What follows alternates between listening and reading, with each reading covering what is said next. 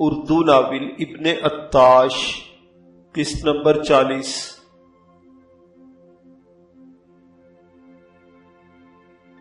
لائتس نہ جانے کن خیالوں میں کھو گیا۔ اسے ایک بوڑھے ہمسفر نے ایران کے قدیم بادشاہ جمشید کے بارے میں بہت کچھ بتایا تھا۔ لائتس نے سوچا کہ اگر اس عظیم چبوترے کے نیچے بھی تہہ خانے اور محلات ہوں تو کچھ بعید نہیں۔ وہ دل ہی دل میں دہل گیا اور سوچنے لگا کہ وہ قیامت تک بھی سر مارتا رہے، اس شہر کھنڈرات میں وہ چھوٹا سا منکا نہیں ڈھونڈ سکتا۔ منکا پہچاننے کی لائتس کے پاس ایک مضبوط نشانی تھی۔ دراصل گوتم بدھ کی زمانہ شہزادگی کی مالا کے ہر منکے پر شاکا دیوتا کی شبیہ کھدی ہوئی تھی۔ تمام منکے عمدہ زمرد کے بنے ہوئے تھے، لیکن پھر بھی لائتس کے لیے اس جگہ وہ منکا تلاش کرنا قطعاً ممکن نہیں تھا۔ لائتس مایوس ہو گیا۔ وہ اس گرے ہوئے حال سے ہٹ آیا۔ اب اس کا رخ شاہی خوابگاہ کی طرف تھا، جس کی چھت جگہ جگہ سے ٹوٹی ہوئی تھی، لیکن پھر بھی زیادہ تر سلامت تھی۔ لائتس اس بڑے حصے میں آیا جہاں بیچ میں ایک چوڑی راہداری تھی اور دائیں بائیں دور تک ہمہ خنشیوں کی شاہی خوابگاہیں تھیں۔ اس راہداری کا ماحول بڑا پراسرار تھا۔ نیم تاریک راہداری میں فرش جگہ جگہ سے اکھڑا ہوا تھا اور جلی ہوئی دیواروں کے ساتھ ٹیک لگائے متعدد مجسمے جلے ہوئے اور اپنے سیاہ چہروں سے ہر داخل ہونے والے کو ڈرا رہے تھے۔ ذرا آگے چل کر قدرے کشادہ جگہ تھی جہاں ایک ایسے گھڑ سوار کا مجسمہ نصب تھا جس کا گھوڑا علف ہو چکا تھا اور گھڑ سوار اس کی گردن تھامے گرنے سے بچنے کی کوشش کر رہا تھا۔ سارا محل خشک پتوں سے یوں بھرا پڑا تھا کہ لائتس جہاں پیر رکھتا اس کے پیروں تلے پتے کڑکڑانے لگتے۔ مان لائتس کو ایسا محسوس ہوا جیسے محل میں اس کے علاوہ بھی کوئی موجود ہو۔ وہ یک لخت چوکنا ہو گیا۔ کیا اسے کوئی آواز آئی تھی؟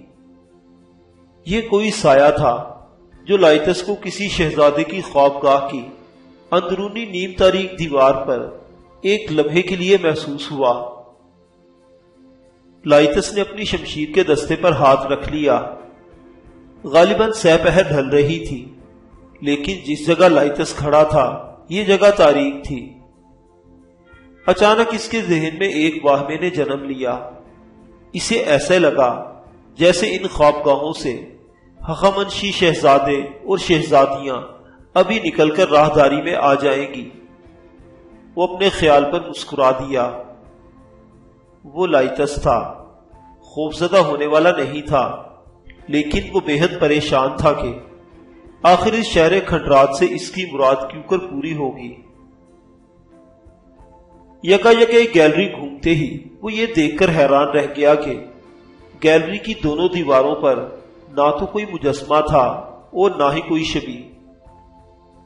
اکھڑی ہوئی دیوار اور ادھڑے ہوئے فرش پر وہ جب گیلری کے اختتام پر پہنچا تو اسے سامنے کی دیوار پر ایک ٹوٹے ہوئے دروازے کے عین اوپر ہخامنشی زبان میں کچھ لکھا ہوا دکھائی دیا۔ یہ تحریر پتھر کی سل پر کھود کر لگائی گئی تھی۔ ٹوٹا ہوا دروازہ لائتس کو تاریک کمرے میں داخل ہونے کی دعوت دے رہا تھا۔ لائتس اپنے مخصوص انداز میں ٹہلتا ہوا چوں ہی دروازے میں داخل ہوا، اسے پھر کسی انجانے سے سائے کی حرکت محسوس ہوئی۔ اب اس کے دل میں یقین پیدا ہونے لگا تھا کہ سائے کی حرکت اس کا واہمہ نہیں ہو سکتی۔ یہ ایک تکون کمرہ تھا جس کی چھت سلامت تھی، اور یہی وجہ تھی کہ یہاں نسبتاً باقی کمروں سے قدرے زیادہ تاریک تھا۔ لیکن ابھی لائتس کو تمام دیواریں صاف دکھائی دے رہی تھی۔ ایک دیوار پر ایک عجیب و غریب قد آدم انسانی مورتی کنندہ تھی۔ مورتی کی پیشانی پر غصہ اور آنکھوں میں پرسراریت جھلکتی تھی۔ مورتی نے لائتس کی توجہ اپنی جانب کھینچ لی۔ لائتس اس قدیمی مورتی کو دیکھ کر حیران اس لیے ہو رہا تھا کہ اسے یہ مورتی غیر قدرتی دکھائی دی تھی۔ یہ کسی درازقد مرد کی شبیہ تھی جس کی پنڈلیاں ننگی تھی اور اوپری بدن پر آتش پرستوں کے مذہبی پیشواؤں جیسا لباس تھا۔ مورتی کی دونوں آنکھیں لائتس کو بری طرح اپنی جانب گھورتی ہوئی محسوس ہوئی۔ ایک عجیب بات یہ بھی تھی کہ اس ٹوٹے ہوئے محل کی ہر مورتی اور ہر مجسمہ جل چکا تھا، لیکن اس مورتی کا چہرہ اور جسم مکمل طور پر سلامت تھا۔ لائتس مارے حیرت کے اب اس مورتی کی آنکھوں میں آنکھیں ڈالے اس کے بارے میں سوچ ہی رہا تھا کہ اسے اس پراسرار مورتی کی آنکھوں کا رنگ بدلتا ہوا محسوس ہونے لگا۔ لائتس کے ماتھے پر بل پڑ گئے۔ اس نے سوچا یہ کیسے ہو سکتا ہے، لیکن یہ اس کا واہمہ تھا یا حقیقت؟ بہرحال جو کچھ ہو رہا تھا لائتس کو صاف دکھائی دے رہا تھا۔ آہستہ آہستہ مورتی کی بے نور آنکھوں میں جیسے نور پیدا ہونے لگا۔ اس کی رنگت بدلتے بدلتے نیلی ہو گئی۔ لائتس کی مسکراہٹ یک لخت غائب ہو گئی اور اس کی ریڑھ کی ہڈی میں سردی کی تیز لہر سنسنا اٹھی۔ اس نے دیوار میں کنندہ مورتی کے پیر میں حرکت دیکھی تھی۔ مورتی نے سچ مچ حرکت کی تھی۔ لائتس کے لیے یہ بات ناقابل یقین تھی۔ وہ نیم تاریک کمرے کے ادھڑے ہوئے فرش پر کھڑا خود کو ڈانٹنے لگا۔ لائتس، تم ڈر رہے ہو، عقل سے کام لو، یہ محض ایک مورتی ہے۔ اس نے ایک بار پھر اپنے ہونٹوں پر جبرن مسکراہٹ بکھیرتے ہوئے دیکھا، لیکن اب کی بار وہ پہلے سے بھی بڑھ کر پوری طرح خوفزدہ ہو گیا۔ اب مورتی کے ہاتھ نے حرکت کی تھی۔ لائتس نے یکایک چہرہ گھما لیا۔ آج اسے خود پر غصہ آ رہا تھا کہ اس کے ذہنی قوا کب سے اتنے کمزور ہو گئے کہ وہ مجسموں کو حرکت کرتے ہوئے دیکھنے لگا۔ اس کا چہرہ دوسری طرف گھما ہوا تھا۔ وہ چاہتا تھا کہ وہ دوبارہ مورتی کی طرف دیکھے، لیکن نہ جانے کیوں ایسا کرتے ہوئے وہ ہچکچانے لگا، اور پھر اپنے آپ کو سختی کے ساتھ کوستے ہوئے لائتس نے اسی جگہ کھڑے کھڑے تیسری بار سر گھما کر مورتی کی جانب دیکھنا چاہا۔ اس نے دھیرے دھیرے منہ گھمایا اور جو ہی اس کی نگاہیں مورتی کے چہرے پر پڑی، اس جیسے مضبوط مرد کی چیخ نکلتے نکلتے رہ گئی۔ مورتی کا چہرہ بالکل بدل چکا تھا۔ اس کی بے نوریت جوں کی توں برقرار تھی، لیکن اب وہ ایک جیتا جاگتا زندہ چہرہ تھا۔ اس کی بھووں کا رنگ، سر کے بال اور مونچھوں کا رنگ بھورا تھا، لیکن اس کی نیلی نیلی آنکھیں دو جلتی ہوئی سلاخوں کی طرح لائتس کے دل میں کھبنے لگی۔ لائتس نے دل میں فیصلہ کیا کہ وہ جان دے دے گا، لیکن اب ڈرے گا نہیں۔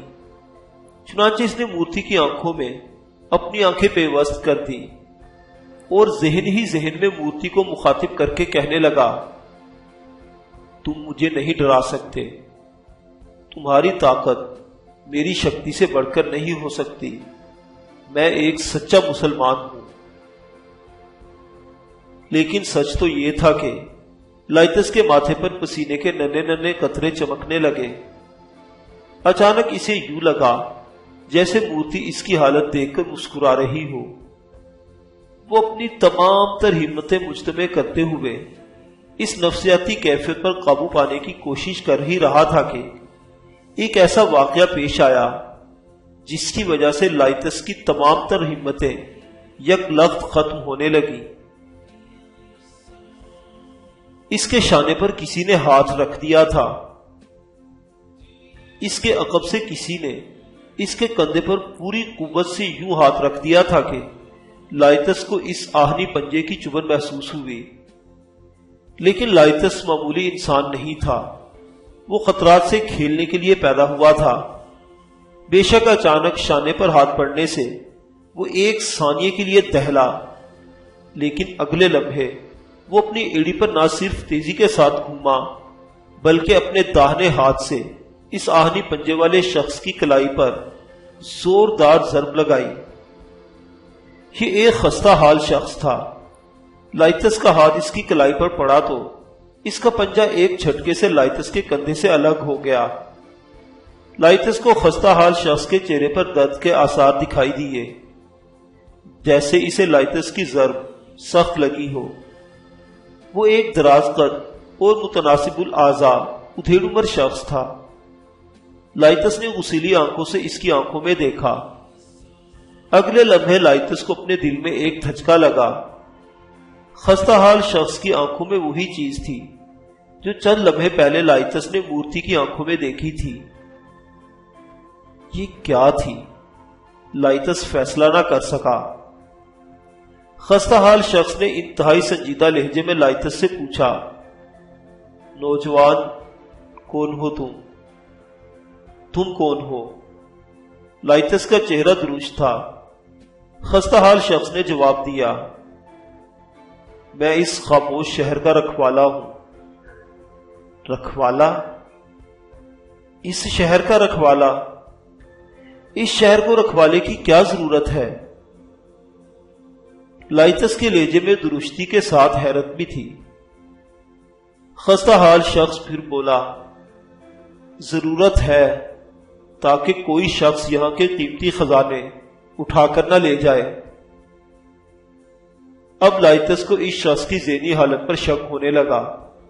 لائتس نے دل میں سوچا کہ یہ شاید کوئی دیوانہ ہے جو ان ویرانوں میں بھٹکتا اس طرح کی باتیں کرتا رہتا ہے۔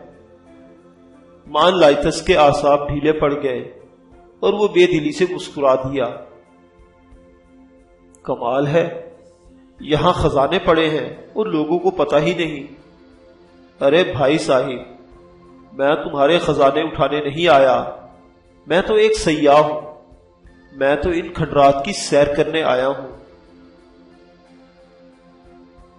میں جانتا ہوں تم کون ہو، لیکن تم نہیں جانتے کہ میں کون ہوں۔ تم نے خود مجھے پکارا تو میں آیا۔ یاد کرو، تم نے مجھ سے یہ کہہ کر نہیں پکارا کہ میں تم سے ڈرنے والا نہیں ہوں اور میں مسلمان ہوں۔ تم مجھے دیوانہ سمجھ رہے ہو، لیکن میں نے تمہیں بتا دیا کہ میں یہاں کا رکھوالا ہوں۔ مجھے عظیم دارایوش اعظم نے خود یہاں رئیس محل مقرر کیا تھا۔ آج گزشتہ 1500 سال سے میں اس جگہ کی حفاظت کر رہا ہوں۔ تم اپنے دل میں ایسا خیال نکال دو کہ تم یہاں سے کچھ لے جاؤ گے، میرے ہوتے ہوئے ایسا ہونا ممکن نہیں۔ لائتس کی حالت غیر تھی۔ اس کی ریڑھ کی ہڈی میں سردی کی لہر اور ہتھیلیوں پر ٹھنڈا پسینہ امڈ آیا۔ اسے یقین ہو گیا کہ وہ ایک بدرو کے سامنے کھڑا ہے۔ خستہ حال شخص وسیلی نگاہوں سے لائتس کو کچھ دیر گھورتا رہا اور پھر یک لخت اپنی جگہ پر گھوم کر دروازے سے باہر کی طرف چل دیا۔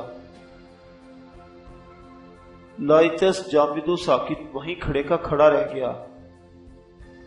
کئی لمحے اسی طرح گزر گئے، پھر یک لخت جیسے لائتس اس حالت سے بیدار ہوا اور ہوش میں آ گیا۔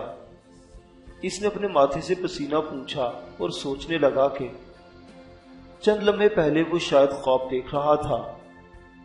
شاید کھنڈرات کی اس ویرانی، بربادی اور سنسانی کو دیکھ کر وہ نفسیاتی طور پر دباؤ میں آ گیا تھا اور اس طرح کے سراب اسے دکھائی دینے لگے تھے، یا پھر وہ کوئی سچ مچ دیوانہ تھا، سچ مچ دیوانہ۔ لائتس کے ذہن میں خیال آیا اور وہ کمرے سے باہر کی طرف بھاگا تاکہ اس شخص کو دوبارہ دیکھ سکے۔ اسے یقین تھا کہ اگر وہ بدرو ہوگا تو اب اسے کہیں دکھائی نہ دے گا۔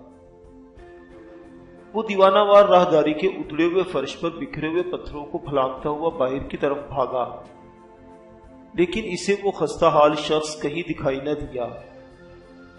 تو گویا وہ سچ مچ بھوت تھا، لیکن لائتس ابھی بھی بھاگ رہا تھا۔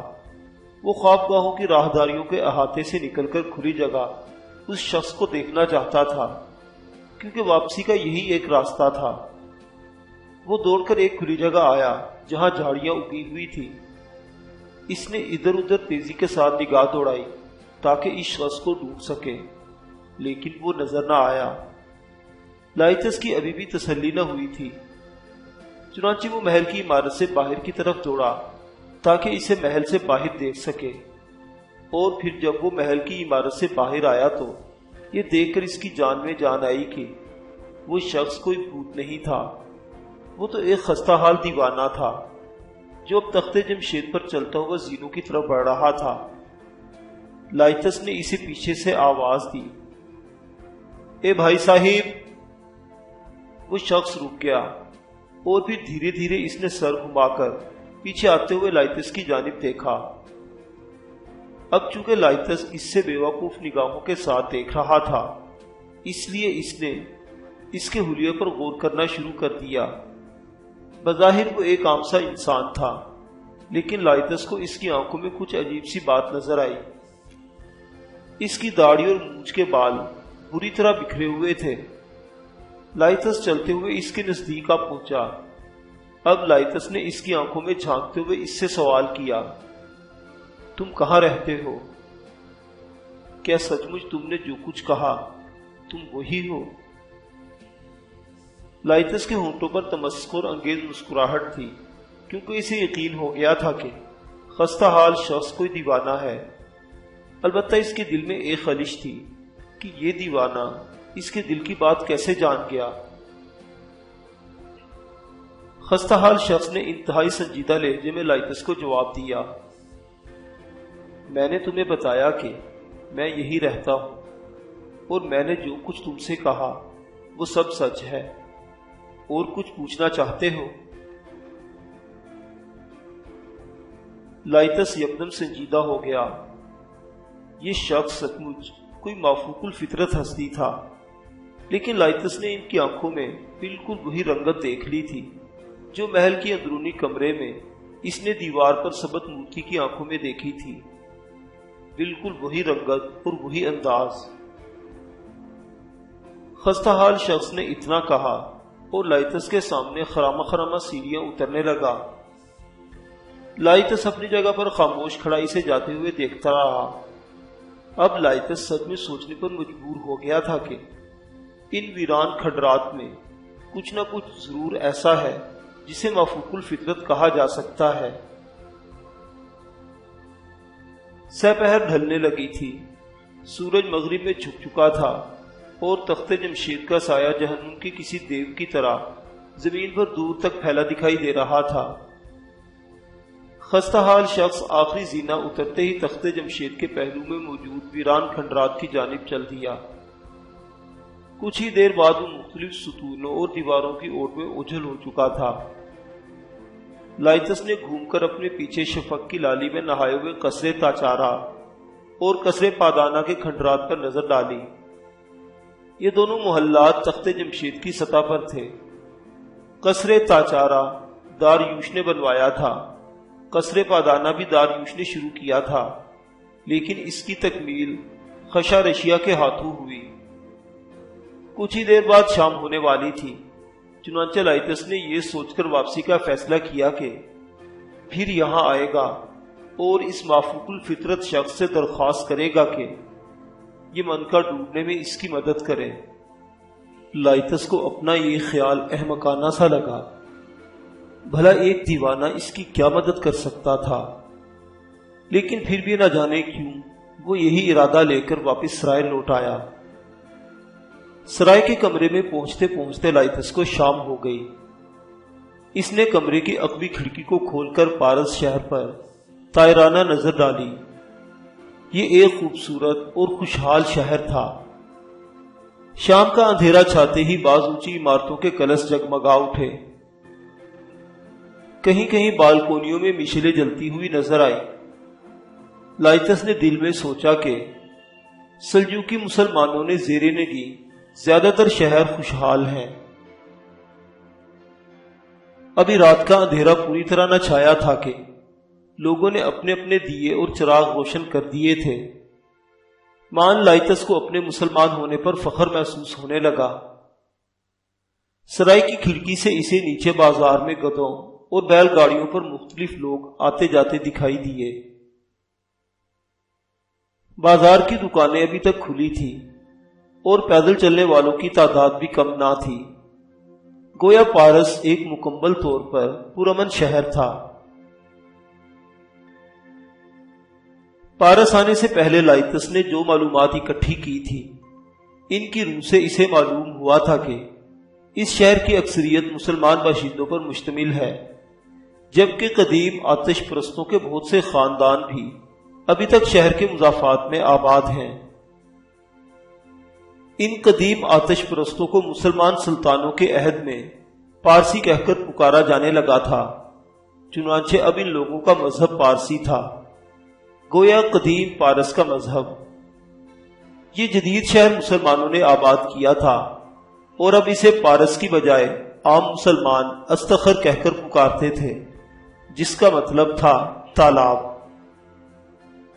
دراصل اس جگہ جہاں اب یہ شہر آباد تھا، قدیم زمانے میں ہخامنشی شہزادیوں اور شہزادوں کی سیرگاہ تھی، جس میں خوشنما درخت، خوشنما پھول، دو رویا گزرگاہیں، جن کے ساتھ ساتھ کچھ فاصلے پر بیٹھنے کے لیے سنگی نشستیں اور ایک بہت بڑا شفاف تالاب تھا۔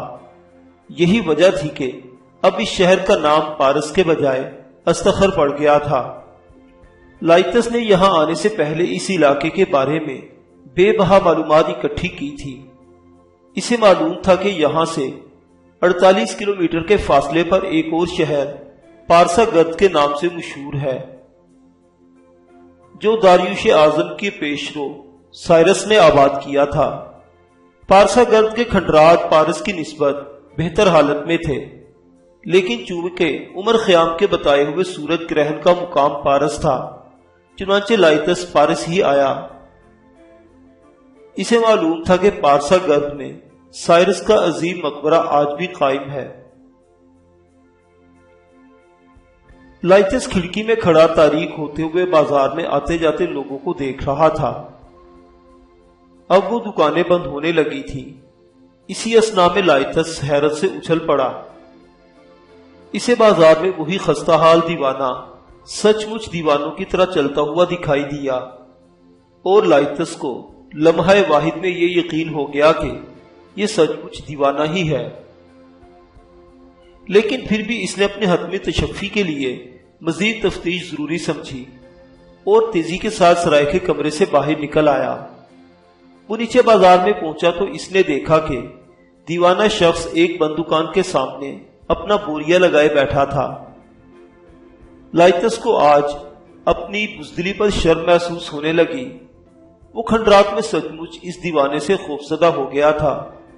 اب برے برے شہر میں اسے یوں بیٹھا دیکھ کر لائتس کو تسلی ہو گئی، لیکن پھر بھی نہ جانے کیوں اس کے نزدیک چلا گیا اور اس کے پاس بوریا پر بیٹھ گیا۔ آتے جاتے لوگوں نے لائتس کو عجیب نظروں سے دیکھا، کچھ ہنس کر گزر گئے، کچھ کے چہرے پر حیرت تھی۔ لائتس سمجھ گیا کہ اہلیان شہر اس شخص سے واقف ہیں اور اسے دیوانہ ہی سمجھتے ہیں۔ اسی اثنا میں ایک چھوٹا سا بچہ بازار میں ان کے سامنے سے گزرا تو شرارت بھرے انداز میں کھڑا ہو گیا۔ اب وہ خستہ حال شخص کو مخاطب کر کے بچوں کے سے انداز میں چھیڑنے لگا۔ بچہ بار بار ایک ہی جملہ دہرا رہا تھا، دارا مر گیا، دارا مر گیا، دارا مر گیا۔ خستہ حال شخص نے غصے سے اس کی جانب دیکھا اور ایک پتھر اٹھا کر اسے دے مارا، لیکن پتھر بچے کو کہاں لگتا تھا۔ شرارتی بچہ تو تیزی سے دوڑ کر دور چلا گیا اور وہ جاتے ہوئے بھی ایک ہی جملہ دہرا رہا تھا، دارا مر گیا، دارا مر گیا۔ خستہ حال شخص نے بے تاثر نگاہوں سے لائتس کی جانب دیکھا۔ لائتس نے غور کیا تو اب اسے اس کی آنکھوں میں مورتی کی آنکھوں جیسی پراسراریت دکھائی نہ دے رہی تھی۔ تب لائتس کو پوری طرح یقین آ گیا کہ کھنڈرات کے ماحول میں اسے اس واہمے میں مبتلا کر دیا تھا اسی اثنا میں خستہ حال شخص نے کہا، یہ لوگ مجھے بھی تمہاری طرح دیوانہ سمجھتے ہیں، کبھی دارا مر گیا کہہ کر تنگ کرتے ہیں اور کبھی پارسی پارسی کہہ کر میرا مذاق اڑاتے ہیں۔ ہاں، میں پارسی ہوں، میں اکیلا پارسی نہیں ہوں، اس شہر میں اور اس کے مضافات میں اور بھی بہت سے پارسی نسل در نسل آباد ہیں۔ لائتس چونک کر خستہ حال شخص کی باتیں سننے لگا۔ وہ بالکل دیوانوں جیسی باتیں نہ کر رہا تھا، وہ اس طرح بول رہا تھا جیسے اپنے آپ سے باتیں کر رہا ہو۔ وہ بولتا رہا اور لائتس سنتا رہا۔ وہ کہہ رہا تھا، کیوں مرس 700 سال کی عمر پا کر فوت ہوا تو سیامک کا بیٹا ہوشنگ اپنی قوم کا حکمران بنا۔ یہ وہ پہلا بادشاہ تھا جس نے درخت کاٹ کر مکان بنوائے اور لوگ پہاڑی غاروں سے نکل کر مکانوں میں رہنے لگے۔ اس نے کانوں سے چاندی اور سونا نکلوایا، آب پاشی کے لیے نہریں بنوائیں، جانور پالنے کا آغاز کیا، کتوں کو سدھایا جن سے جانوروں کے شکار کا کام لیا گیا۔ شکار ہونے والے جانوروں کی کھالیں تن ڈھانپنے کے کام آئیں۔ بھیڑ بکریوں گایوں کو گوشت انسانی خوراک کے طور پر استعمال ہوا۔ یہ پیشداری عہد کہلاتا ہے۔ ہوشنگ کے عہد میں پہلی مرتبہ آگ کا دیوتا انسانوں کے سامنے آیا، یعنی کہ آگ دریافت ہوئی۔